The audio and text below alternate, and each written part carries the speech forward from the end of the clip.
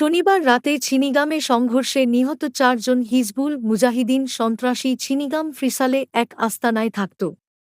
এক কর্মকর্তা জানিয়েছেন, তারা আলমারির ভিতরে একটি বাংকার তৈরি করেছিল এবং স্থানীয় লোকদের জড়িত থাকার বিষয়টি তদন্ত করা হচ্ছে। এই অভিযানে ভারতীয় সেনাবাহিনীর ২ জন সৈনিক নিহত হয়েছেন, যখন দক্ষিণ কাশ্মীরের কুলগামে বিভিন্ন সংঘর্ষে মোট ৬ জন হিজবুল সন্ত্রাসী নিহত হয়েছেন। আইজিপি ভি কে বার্ডি এনডিটিভিকে জানিয়েছেন, প্রথম সংঘর্ষ মদারগামে হয় যেখানে এক সৈনিক নিহত হয়। দ্বিতীয় সংঘর্ষ কুলগামের ছিনিগামে হয় যেখানে ৪ জন সন্ত্রাসী নিহত হয়। নিহত সন্ত্রাসী হিজবুল মুজাহিদিনের সঙ্গে যুক্ত ছিল। তাদের মধ্যে একজন হিজবুলের স্থানীয় কমান্ডার ছিলেন, তিনি বলেন।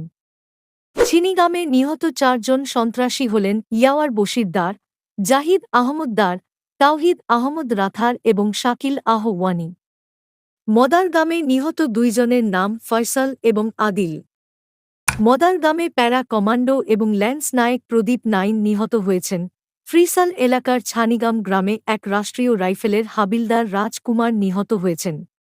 যদিও কুলগামের অভ্যন্তরীণ এলাকা থেকে সংঘর্ষের খবর পাওয়া গেছে, নিরাপত্তা কর্মকর্তারা অমরনাথ যাত্রার প্রেক্ষিতে পরিস্থিতি পর্যালোচনা করেছেন। সংঘর্ষের স্থানগুলি কুলগামের অভ্যন্তরীণ এলাকায় ছিল এবং জাতীয় সড়ক থেকে দূরে ছিল।